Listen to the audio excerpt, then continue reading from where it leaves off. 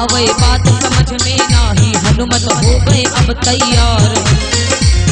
नाम सुने ना कृत है मेरा, गाय के गाथा नहीं सुनाई, गाय के गाथा नहीं सुनाई। बोली सच्चे दरबार की जय।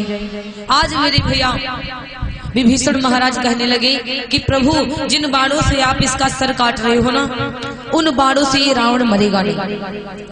वो बाण आपके पास नहीं है। एक बाण से नाभि में जो अमृत कुंड है ना इस रावण के, वो सोको।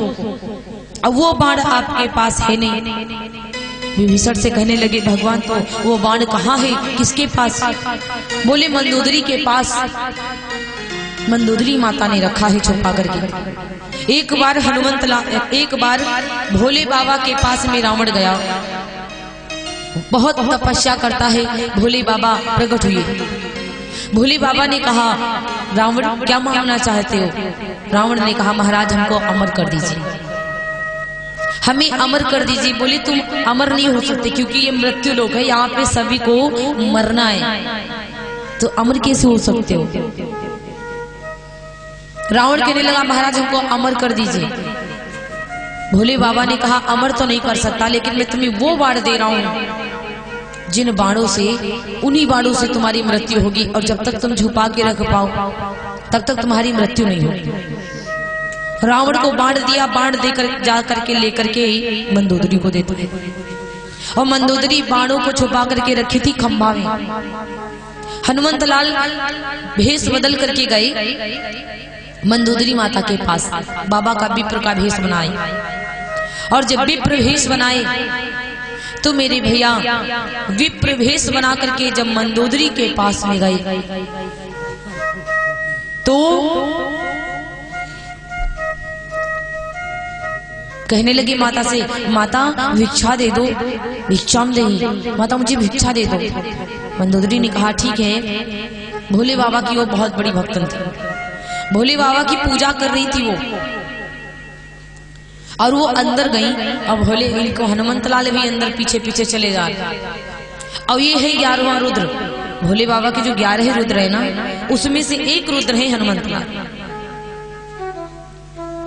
इसीलिए तो कहते शंकर श्रवण केसरी नंदन, ये भगवान भोले बाबा के एक रुद्र हैं। मंदोदरी कहने लगी ठीक है बाबा मैं आपको भिक्षा दूंगी, अंदर तो आइए। अब ये हनुमंत लाल चले जा रहे थे अंदर, और वो पहुंच गई भोले बाबा के मंदिर।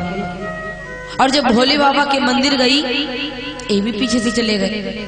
इनका जो मस्तिष्क था ना, इनके मस्तिष्क पे इतना तेज चमका, वो भोले बाबा के माथे से इनके माथे में चमकने लगा। मंदोदरी भी पतिव्रता नारी, वो पहचान गई।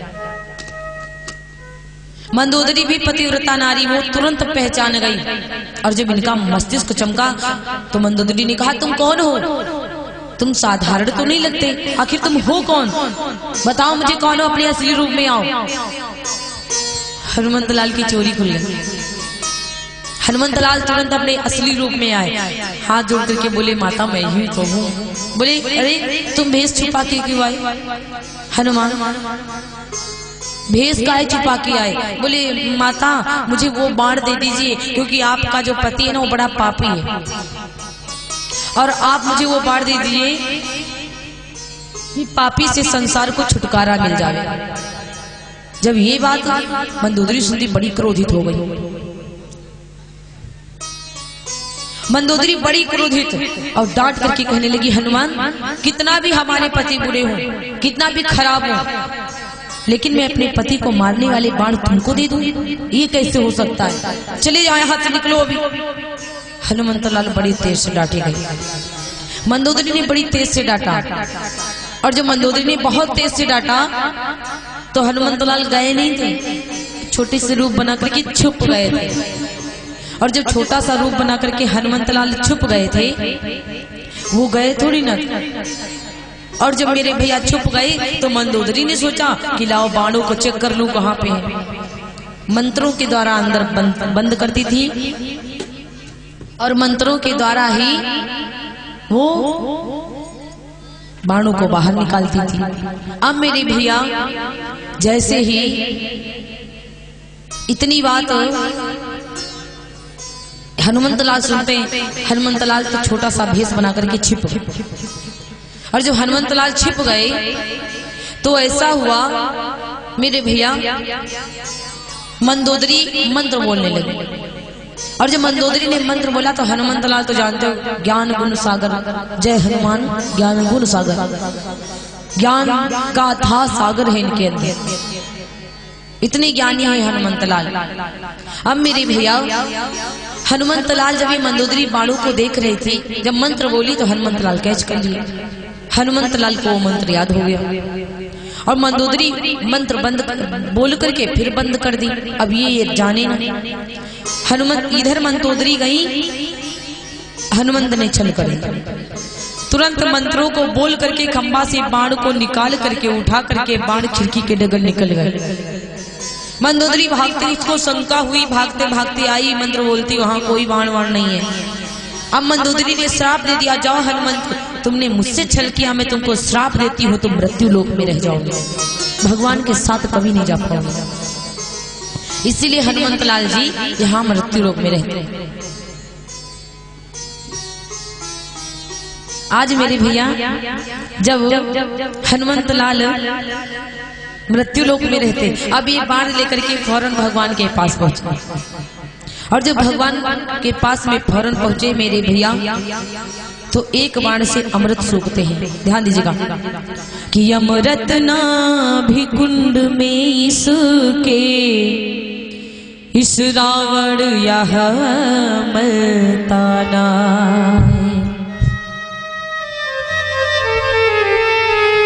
प्रभु एक बाण से अमृत सोको, तब यहाँ रावण मरेगा।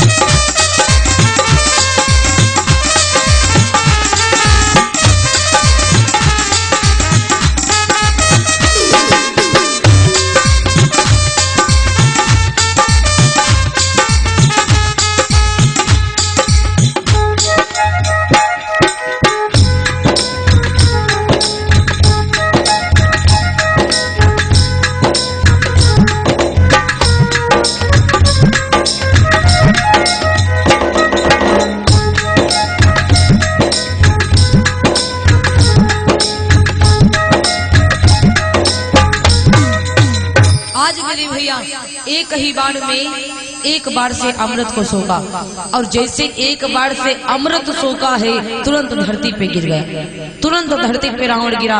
और जैसे ही रावण गिरता है, हनुमंत लाल और श्री राम जी प्रभु, लक्ष्मण जी महाराज सभी लोग खड़े हुए हैं और विभीषण से माफी मांगी कि विभीषण तुम मेरे साथ नहीं थे, सारे भाइयों ने मेरा साथ दिया लेकिन तुम चले गए। कहते हैं अगर पड़ोसी लड़ाई कर रहे हैं तो थोड़ा चलेगा, परिवार वाला अगर मिल गया ना उधर दुश्मनों की तरफ तो टाइम फिर से काम खत्म। तो मतलब परिवार वाला अगर ना मिले, आज इन्होंने कहा कि तुम भाई होकर के तुम उसके साथ में चले गए और तुम भेद बताए, तुमने बाणों का भेद बताया, तुमने शिष्यों का भेद बताया, वरना तो कब का लक्ष्मण गए थे। तो अगर परिवार वाला कोई ना हो, हाथ ना हो, तो कोई बाहर वाला जीत नहीं सकता। इसीलिए कहते हैं अपना भेद अपने पास रखना चाहिए, ज्यादा इधर उधर किसी को बताना नहीं चाहिए। आज जब ये धरती पर गिर गया और जब धरती पे रावण गिरा, तब लक्ष्मण ने कहा, राम जी ने कहा, क्या कहा राम जी ने? रावण सिद्धांत जी कहते हैं कि रावण जग में तुम सा योधा, तुम सा ना आने वाला कोई, तुम नीति विशारद पंडित हो, तुम साना ज्ञान वाला कोई।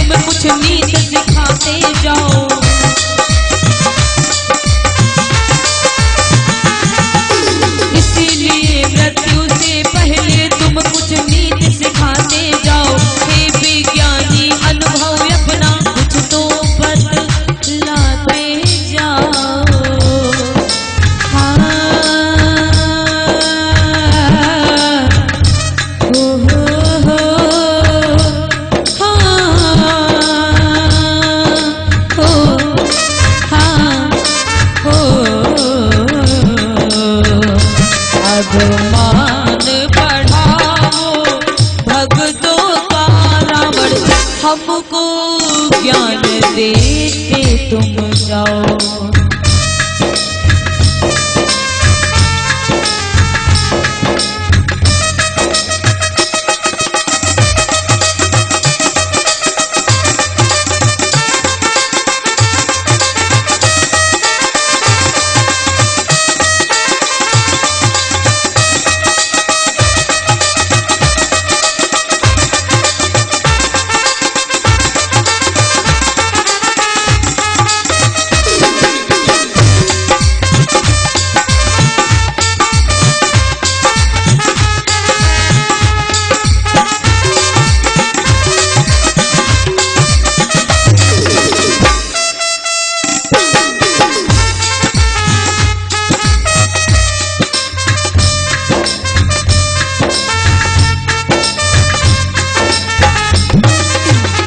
आज मेरे भैया रावण से भगवान कहने लगे, सुनो रावण, तुम्हारे जैसा ज्ञानी इस संसार में ना तो हुआ है ना होगा, और तुम मुझे कुछ नीति सिखाते जाओ।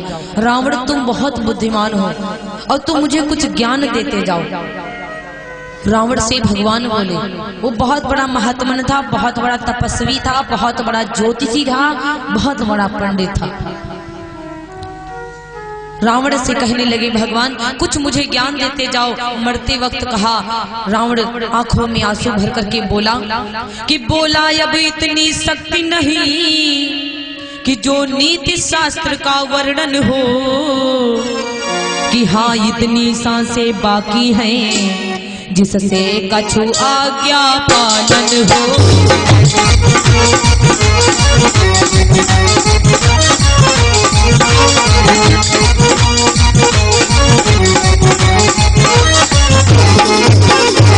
दो बातें केवल कहनी है, शुभ कार्य शीघ्र करना अच्छा, दुष्कर्म टले जितना चालो उसका सदैव टलना अच्छा।